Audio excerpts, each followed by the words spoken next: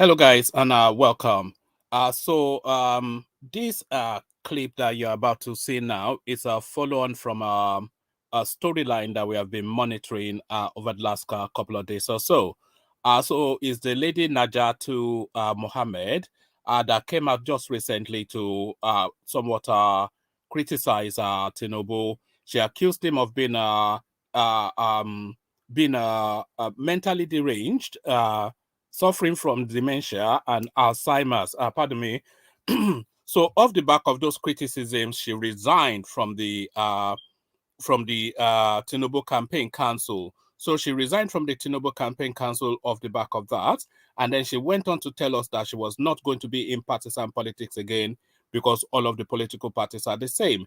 And then very quickly, almost the following day, she then announced herself as now being a member of the Article campaign space. So now she's now on television trying to defend how she has positioned herself. So now let's now watch and listen to see if she comes up with a credible defense. So Najatu Mohammed, the 419 Fulani lady, let's hear what she has to say. Who resigned past week and has since decamped to the Atiku Abubakar campaign group, describing her as a mole in the APC presidential campaign. Joining us now on this morning show from our Abuja studio is Najatu Mohammed, former director of Civil Society Organizations, APC Presidential Campaign Council. Ajia, good morning, and thank you very much for joining us on the morning show. Hello, good morning. Good morning. Well, Ajia Mohammed, do you accept your characterization as a mole in the APC? Because the APC is that you are a mole and you have gone to where you came from. And secondly, do you feel vindicated by what happened in Abeokuta yesterday, where the candidate of the APC accused the Buhari administration, either by way of innuendo or by suggestion or directly with reference to powers that be, that Naira redesign and fuel scarcity, those two major issues faced by Nigerians, have been designed to sabotage him?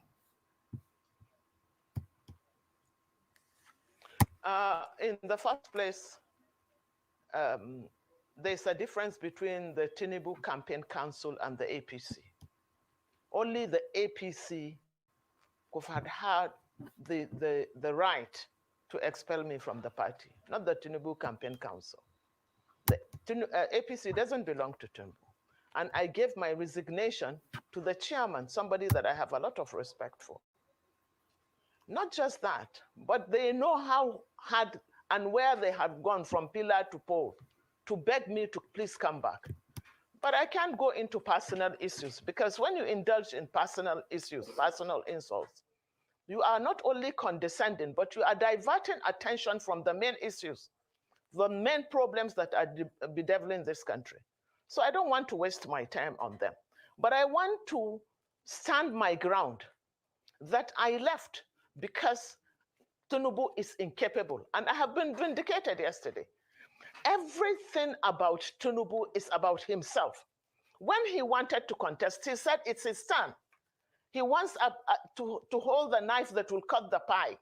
It's not about the country. It's about him, his ego, his corruption. It's all about that. His control, his material control and the psychological control of the people of this country, but particularly the people from the Southwest. I have... Just to pause it there for a moment, I'm not quite sure what the criticism is that that lady just made there, that Tinubu's campaign is about his ego. All politicians in political positions, it's always been about the ego. Can you name one politician on this planet that is not an egomaniac? So that is not a criticism. That is a necessary composition of a leading politician. They are all egocentric, they are all egomaniacs, they are all narcissistic, and that is the thing that you'll identify in a politician primarily. So I'm not quite sure if that is a criticism. That is a character trait of a politician. But let's listen to her say it again. Directly, with reference to powers that be, that Naira redesign and fuel scarcity, those two major issues faced by Nigerians, have been designed to sabotage him. In the first place,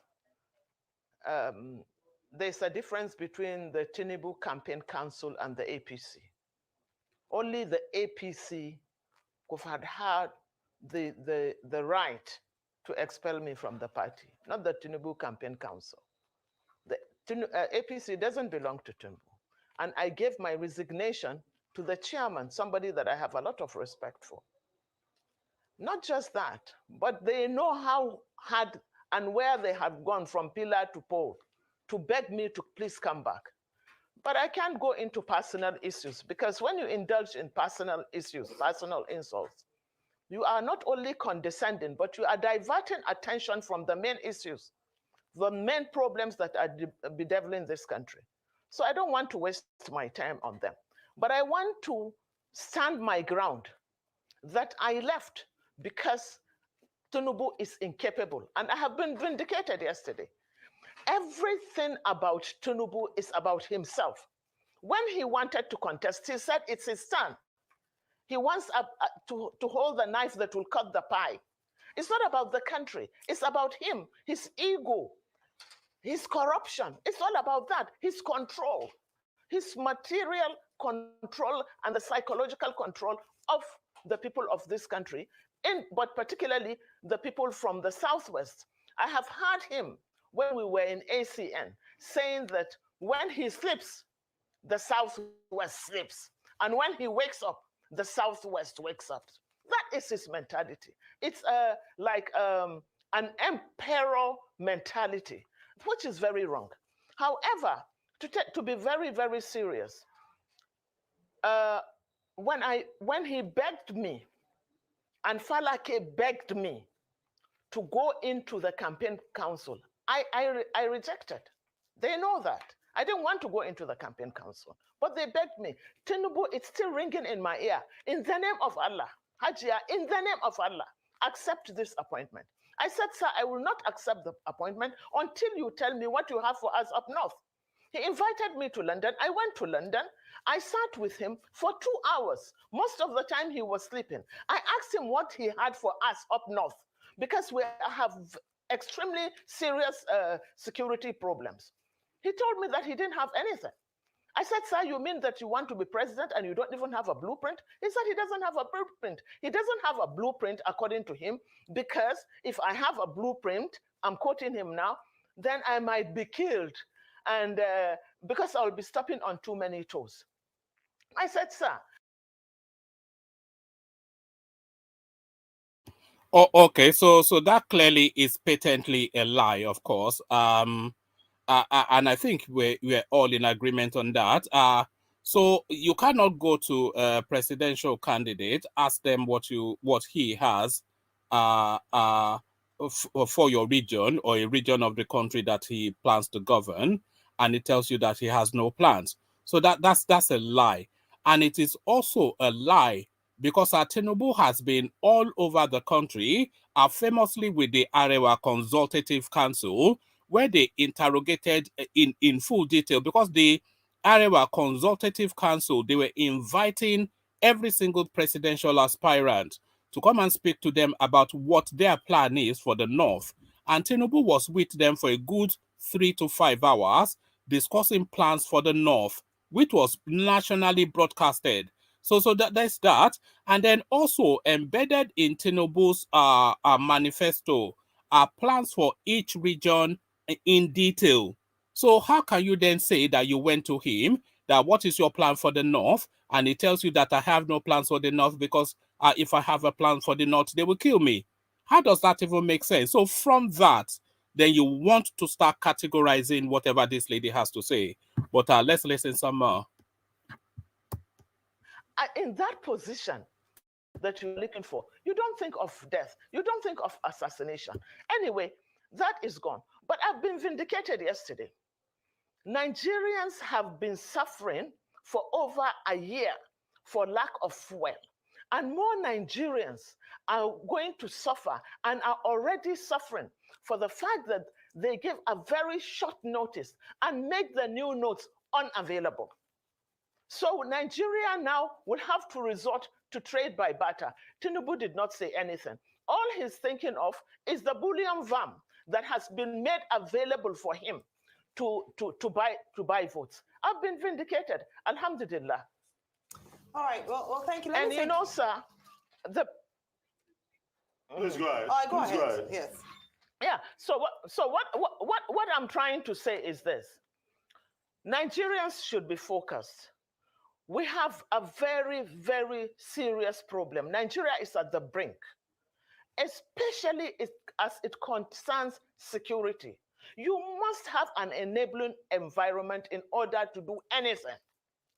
So you cannot take someone that is virtually senile and another person that has been associated on several occasions with funding terrorism. That is Kasim Shatima. Kasim Shatima, we should not forget Kabiru Sokoto. Kabiru Sokoto was one of the most wanted terrorists, and he was found and arrested in his house. Let us understand and let us not forget this terrorism, this banditry, this carnage is not just happening by mistake. It's a multi-billion-dollar industry. A multi-billion dollar industry because it takes a lot of money on defense budget. It has a lot to do with the sale of drugs. It has a lot to do with mining and illegal bunkering and illegal and illicit mining. And look at the areas that are generally affected by this. Take the Northeast, for instance. In the Northeast, you have the blue diamond. That is a strategic mineral. You have oil at the Chad Basin that is being explored right now, but illegally. You have Zamfara. If you go to Zamfara, Zamfara has more gold than Ghana. Zamfara's gold is being traded in Dubai and other parts of the country. There is a market called Nigerian gold in Dubai. Go and check.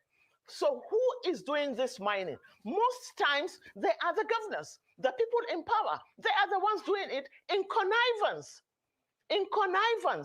with foreign mercenaries. Can you remember? Have we forgotten when they said there is a no-fly zone in Zamfara? Why should there be a no-fly zone? There isn't even. All right, just to pause it there for a moment, the mineral resources in the north is now a question that the country has to take on. The gold, and you can hear her because she's from there, so we have to take it, not verbatim somewhat, but the gold in Zamfara, there's more gold in Zamfara than there is in Ghana. So Ghana was built off the back of the gold in that country. And Ghana, one of the biggest economies in Africa. So if the gold in Zamfara is more than the gold in Ghana, then we're talking about a sovereign wealth that will hold as a nation state together. But is that gold part of the Commonwealth of Nigeria? No. They've ring-fenced it with terrorism, and then they're looting it and then just taking it to Dubai and making monies to the fortunes of Mansa Musa. This is what is going on. So they're taking their own gold and owning it for themselves, and then equally taking your own oil and owning it for themselves. So this is the situation we find ourselves in. They own all the oil wells in the creeks, as well as holding on to their gold. And now this blue diamond that she's saying as well, that is found in the northern region, there's emerald there as well. The wealth in the northern regions is vaster than the wealth in the south. And they keep all of those wealth to themselves and take your wealth for themselves too. So this is not me saying it, or this is a senior Fulani woman saying it to your hearing. So listen and pay attention. This is a space that has to be addressed. An airport in Zamfara, but aircrafts land and they take off from Zamfara. And let me tell you something else. In Zamfara, every container that comes from China ends up in Zamfara. You know why? Because in Zamfara, the soil in Zamfara has all the strategic minerals that you can think of. So when the containers come in from China, they land they end in Zamfara, and a bag of Zamfara soil is today sold at 5,000. So they need to displace the people to allow them to continue with their mining. I mean, it's multifaceted. And these are people that one has been severally accused of harboring terrorists, even recently. And why? Let us ask, why should Shatima be visiting along with his governor, be visiting and making a solidarity with a police officer that was being tried for drug trafficking? Why? So you begin to put these things together, and you begin to understand why Nigerians must retrieve their country. We can't allow this thing to happen. Very heavy statements and things you've said just now, Hajia. But I'd like to ask you two questions based on some of the things you mentioned when you tendered your resignation. Still going back to the status of the health of the candidate of the APC, presidential candidate of the APC, where you said that when you had a meeting with him to discuss the issue. Anybody that's still having any vestiges of Arise TV being an independent news outlet should dispel that now off the back of this. So they are hammering very heavily. So they've brought this woman, of course, to hammer down that positioning that she's taking, because that's consistent with their politics. And they are still wanting to push that Tinubu health narrative. They are leveraging Tinubu's outburst in Abeokuta just yesterday or the day before, that the fuel subsidy and the fuel scarcity rather, and the Naira redesign is been placed there to sabotage his campaign. So they are pushing that heavily, but they are not pushing heavily the health concerns of Atiku Abubakar, his absence from the campaign trail, his lack of a cohesive plan for the Nigerian state. They're not talking about that. And then they're not talking about the lack of general functioning intelligence within the Peter Obi space, his lack of cohesiveness, his just gibberish politicking, and his corruption antecedent. So they're not saying anything critical of any other presidential candidate outside of digging quite heavily to find something to nail the Tinubu space down. So anybody that still has any consideration that Rise TV is an independent news outlet, please dispel that from your mind. But let's listen on. Issues that you were very particular and passionate about. He couldn't hold the conversation as he was sleeping for most of the time, and then he couldn't raise the teacup. We just interviewed one of the APC members of the campaign, and he said that largely untrue, that he would see during campaigns the APC presidential candidate is very fit, he's able to hold a broom, he wears an agbada, he's able to dance around. And so your claims, hold on, I just want to let me just land on that your claims that he's not healthy enough. I want to hear from you now, based on your interactions and working with him closely. It has been debated a number of times as to how important the health status of a candidate ought to be to electorates. I'd like you to expand a bit more on that. And then the second question I have for you is based also on your resignation letter, that political parties do not have, in Nigeria currently, do not have ideological differences. And so you were tired of playing in places where people didn't have any ideology. They were all the same. I'd like to understand, what that statement means, and then what it means for your future in the politics of Nigeria. What a lot of people don't know is that I didn't meet Asiwaju in APC. We met at ACN. I was ACN. I didn't go to CPC. I keep saying, I am the first person to start Buhari's campaign. They are still living on my structure, the Northwest. That is one. And anytime we try to make an alliance, particularly with the Southwest. We started with the G4. Ojikalu, Buhari, Atiku, and Asiwaju. This is as way back as 2007. In fact, it was, 2007. And it was always Buhari that opted out. He didn't want the alliance for reasons best known to him. Because he did not want a contest in which he will not be the sole candidate. And he did not want a contest that people will not step down for him. So we did that once, we did that twice, we did that. On the third time, I said, I'm not going with Buhari because I'm not his slave.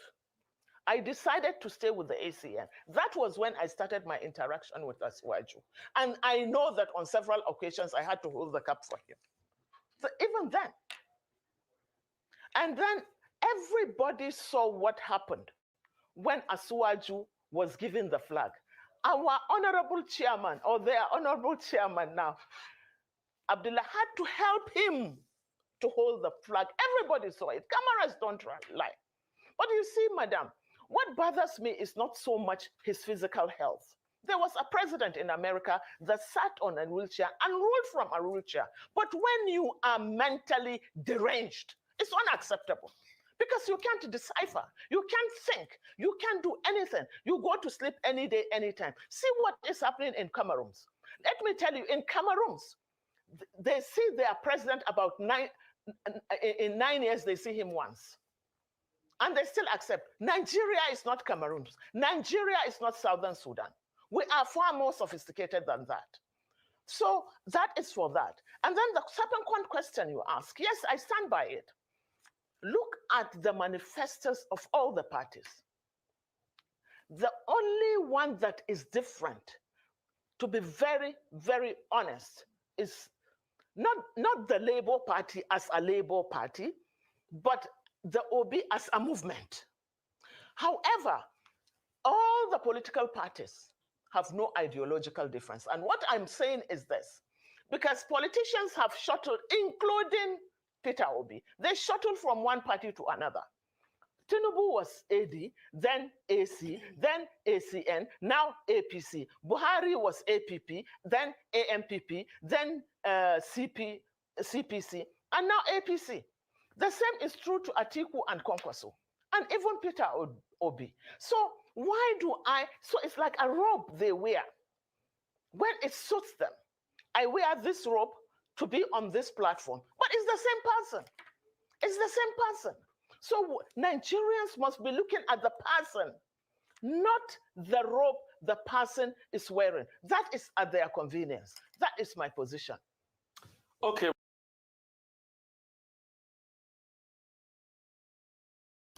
All right. So they're giving this woman a very, very soft pardon for her just to talk utter nonsense. Yes, all politicians are the same. So she's equally complicit in that. And yes, there is no ideological difference in the political space in Nigeria. But is there? Because some people will actually say they've noted some sort of ideological schism between all of the parties. You know, there is an ideological chasm there. But then the ideology, of course, of the individual politician, that might well be under query. So just to be clear, the the APC is a libertarian sort of a party, which is leaning towards more like a socialist sort of a leaning. The PDP is a capitalistic sort of a party that leans somewhat towards the right. And then the Labour Party, by its own definition, is a far left, almost like a socialist sort of a party. And then the OB movement nested within that, it's a potpourri, it's a mixed blend of everything that seeks to be capitalist in its instinct, but seems to be leftist in the party that is using to ride towards power. So there are ideological chasms there. So so this lady again talking gibberish, but they continue to facilitate and enable her because of course she's singing to their tune. Let's carry on. A couple of things. Some will argue and challenge that, yes, you say he's mentally deranged, prove it medically. You don't have his health records. That's what some will say to you frontally. Second, no, hang on a minute, Ma. Please, let me just finish this assumption. Secondly, a lot of people will also argue with you when you say he says he's got nothing to do. He's got a manifesto out that talked about what he'll do as regards insecurity. Third, in one of your statements, you said Tinubu and Atiku are the devil at the deep blue sea, that you rather go to the deep blue sea in Atiku. Yeah. But he too carries a lot of his own baggages, which you are aware of, which has been spoken about. Yeah. And when you look at this, people will say that all of this you are saying is just sour grapes. Because why did you wait till now before you left? That you too, you cannot say you're not benefited for the APC government you claim has failed. And you had benefited too from them up till now. No, I take exception to that, sir. Okay, I really take exception to that. Because, yes, I take exception to that because you have to name my benefit. You see, unfortunately, people think that when you are appointed, for instance, I work at the Police Service Commission. Is that what you call a benefit? So Nigerians see appointments as a means to which they can acquire money. Working at the Police Service Commission in the first place, I'm a part-time commissioner that has no salary. I stay for months without a sitting allowance, but I still work. And remember, if I want financial benefits, I want to take you back to the time. Obasanjo offered me ministerial appointments twice, which I rejected. The first one, I got a standing ovation in the Senate. But then we had problems. We had factions, the Saraki faction and the other faction. I belong to the Saraki faction. So having gone through the Senate, the senators from AMPP then decided that they had already expelled me from the APP. So AMPP. So I must, they cannot accept me to be the minister representing the AMPP. So what did Obasanjo said? Obasanjo called me and said, come into the PDP, be a card-carrying member of the PDP, and I will make you minister as a PDP member. I rejected it. The second time, I also rejected it in 2003. Jonathan offered me ministerial appointment. We were given ministerial appointment the same day with Bala Mohammed. He picked me from my house. And we went to see Jonathan, who offered me that appointment. I said, no, I did not do Save Nigeria. I'm one of the conveners of Save Nigeria. I did not do it to be a minister. I want to continue with my activism. I don't want anything to keep me back. And mark you, when people people do not seem to be able to make a dichotomy between service to country and personal aggrandizement. I know there is a difference. When I swore by the Constitution to defend the Constitution of Nigeria, I did not swear to defend Buhari or the APC. And the government of Muhammad Buhari is not a property of the APC. It's the property of the Federal Republic of Nigeria and all Nigerians. So what are we talking about? So what is the benefit? People must stop seeing governance as a means of personal achievement or personal way of making money. That is the bottom line. I'm different. I have not benefited anything from the APC. But why Atiku? And I'm not doing Atiku today for any. I gave my reasons. And my reasons were, I said, Peter Obi is a movement. Yes, I said that. I said that because it's for the first time, the Nigerian youth have a voice and they are coming together to form some kind of movement. It's not even about Peter Obi. The movement will outlive Peter Obi. But I said they have structural problems. I'll give you an example. Buhari since 2003 was getting 15 million votes, but he couldn't be president. Why? In spite of the cult followership the North gave to Buhari, why didn't he win? He didn't win because he had structural problems. because he could not make bridges. It took the alliance that he had rejected severally with the Southwest in particular that he was able to become president. That is the only reason. And what I'm also saying is that I have no luxury of time. There is no luxury of time. That is why I said I had to choose between the devil and the deep sea.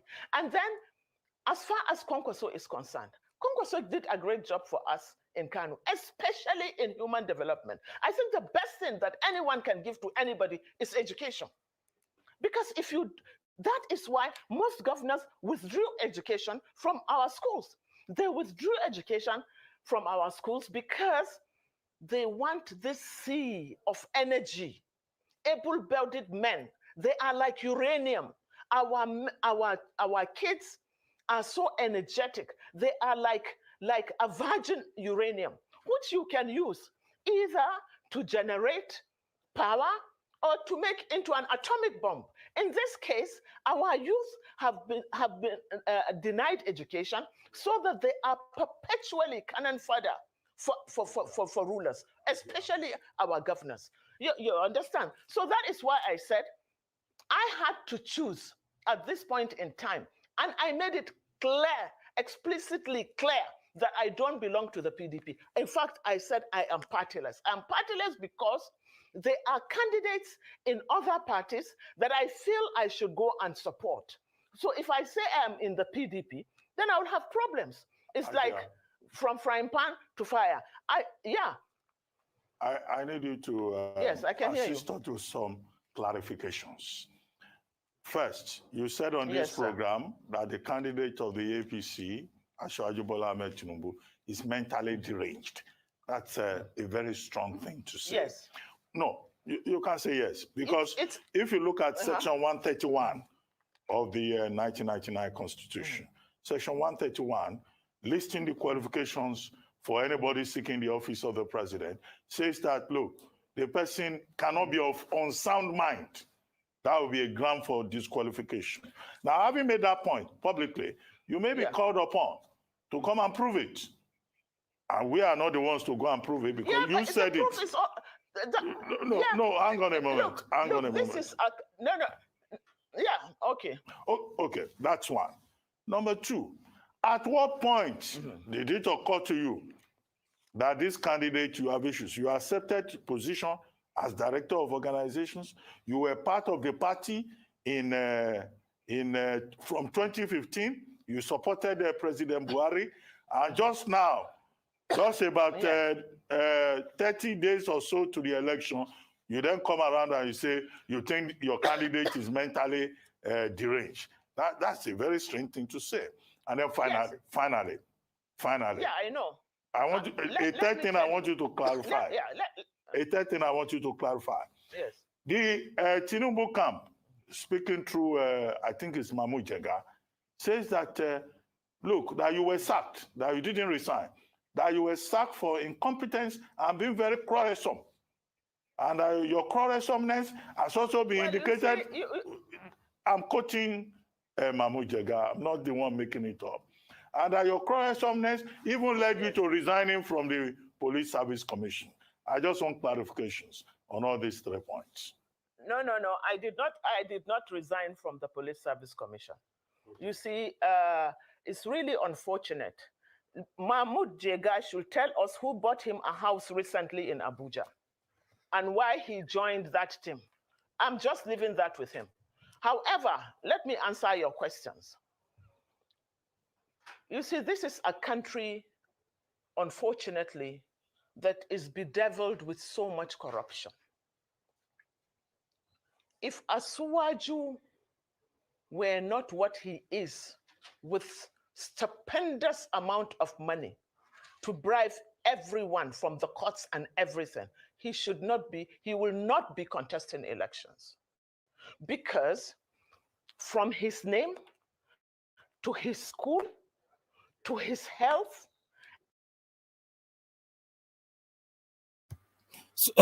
Sorry, but I queried that somewhat.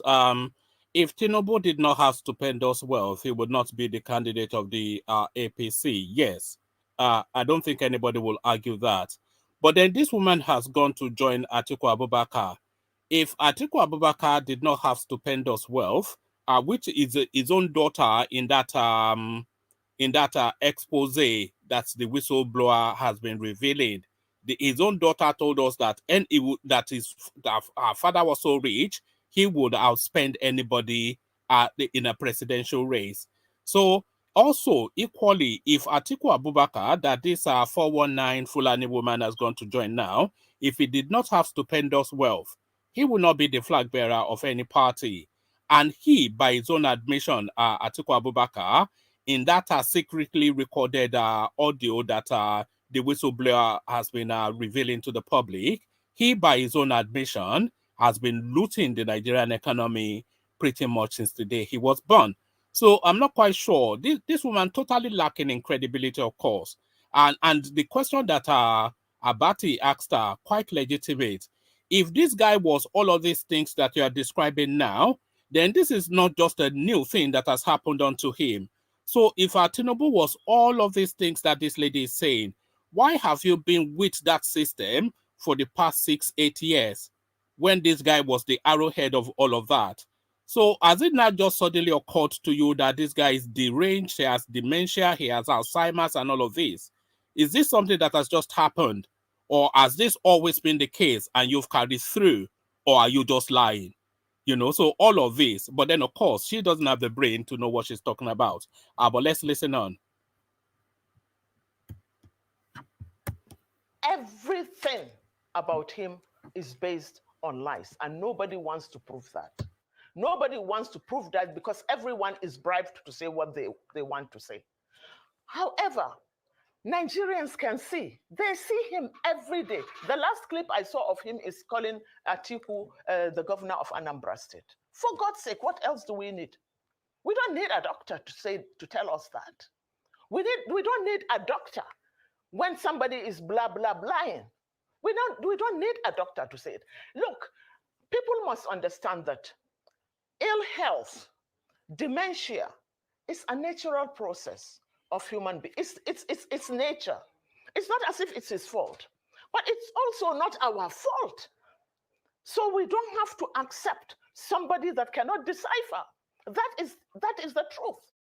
You understand? So I am still insisting. And at what point did I resign?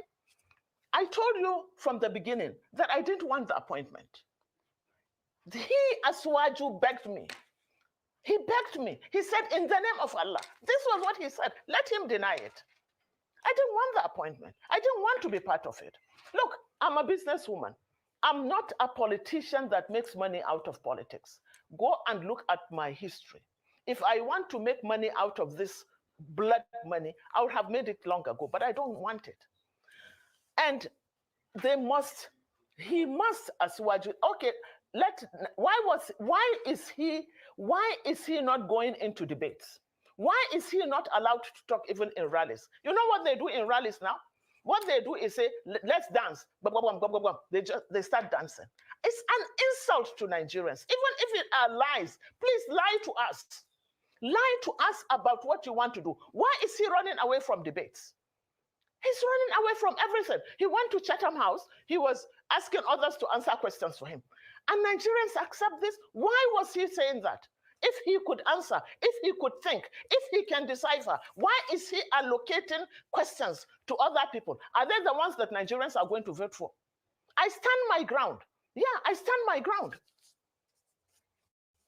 All right. Okay. So just let me ask you with regards to your statement around the fact that Asiwaju Bola Ahmed Tinubu bribed his way into winning the APC presidential primaries. In fact, you did allude in a recent interview to the fact that the vice president of the country, Professor Yemi Osinbajo, would have been a better candidate, but for the powers that be, using his terms, in the Lagos-Ibadan press arrangements. That was what made it impossible for him to emerge. I'd like you to give a bit more clarity on this, because you just talked about Mahmoud Jega being given a house. Are there other inducements that had been given to APC leaders to ensure that Bola Ahmed Tinubu emerged as presidential candidate? You see, let me tell you about the fallacy of the Nigerian press and the generality of the Nigerian elites. Osibanjo, anytime Buhari, just one example, anytime Buhari leaves the country, the dollar collapses. Why? Osibanjo was given a few weeks, just a few weeks to run this country, and he put the country on the right track in terms of security, in terms of the finance, a very brilliant professor. If they really and honestly wanted a power shift to the southwest, is he not also Egba Omo Odudua? What is wrong with him? They refused because he could not share money. And let me tell you, I know, like from our candidates, our delegates from Kano, I can tell you that each ballot box, the name of Asuwaju was put on it. All you are paid to do is to go and put it in the box. It wasn't their choice. And we have seen clips of governors sharing money. Governors, such a disgrace. This is the first time that I know that governors do not even sponsor presidential campaigns. Normally, the governor sponsors the presidential campaign in his state. But this time around is Asuwaju that is doing it, because everything about Asuwaju is about money. There's nothing like honor. For God's sake, what do we want? Can we continue to wallow in this? Can we continue to deceive ourselves? Who are we lying to? We are only lying to ourselves. We see these things. The truth has been written on the horizon. Why are we now turning the other eye? And not just that. As far as my so-called expulsion from the APC is concerned, what took them so long? They should have told the public before I resigned that they have kicked me out. But unfortunately, because they are so silly, they are saying after my resignation, they actually kicked me out. You know, they have no respect for the psyche of Nigerians.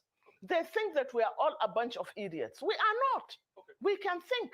Okay. I took my time because they pleaded with me. I'm a Muslim. He said, in the name of Allah, please accept this appointment. I respect your stance. I said, sir, you have to give me a blueprint. He said, that doesn't have a blueprint. Okay. What is in a manifesto? I just told you that the manifesto of all the parties are the same. So what is in a manifesto? Okay. So I'd like to ask you the question based on what you said last. Knowing all of this, what took you so long and why now? You know, sir, one of the problems is this. I didn't want to be arrogant. And let me tell you what I did as a last resort. What I did as a last resort is I went, you know, knowing that this is Asiwaju's handicap, and having pleaded with me in the name of Allah to accept it, I had to be humble. But I didn't just stop, but my conscience was pricking me all the time, because I know that even the Lagos Chamber of Commerce gave him their demands. But look at a whole North without a demand. So what did I do? As a last resort, I want to tell you this. I tried and I sat with all the people I think in the APC, the Northerners in the APC, that are the real opinion molders. For 3 months, I have been trying to get them to come together for us to sit and give him an agenda. So that, because when the governors go to see Asuwaju, they go in block to intimidate him. So I said, why not this opinion molders from the APC? Why don't we sit? That was the last, I said, let us sit with him. For 3 months, I was going from pillar to pole to get them to accept this. They say, yes, it's a good idea. But it's each to himself. So I had to go. Okay. And I can't sit on the fence. Okay. Those sitting on the fence are either cowards or hypocrites, and I can't do any of those. Okay. Ajia, on that note, we have to go. Thank you so much for your time this morning. It's time for a short break on the morning show. When we return, we'll have a Rise News analyst, Emmanuel Feni, join us to review top stories.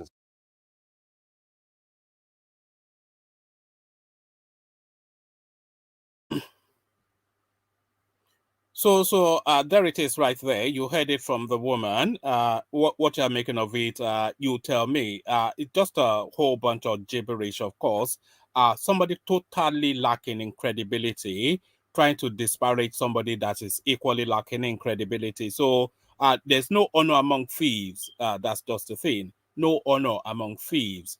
So she's telling us that she's this altruistic person that is fighting for Nigeria. She tells us that Tinubu is completely debilitated mentally and physically, but she has been with that system from the beginning up to this moment. So she then tells us that because of this Tinubu debilitation that she has noticed, that has now pricked her nationalistic conscience to abandon that space because the guy was not good for Nigeria. So what has she then done? She has now moved from Tinubu, who she claims is debilitated, to go on to Atiku Abubakar, who cannot walk down five flights of stairs without being supported. So that just tells you then and what she's regurgitating, of course, are all of the talking points that are already out there.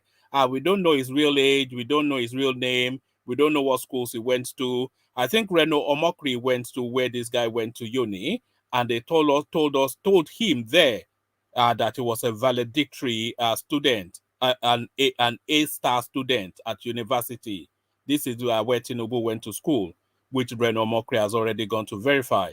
So she's telling us that this guy can't hold a cup of tea, but we see him dancing all over the stage from north to south.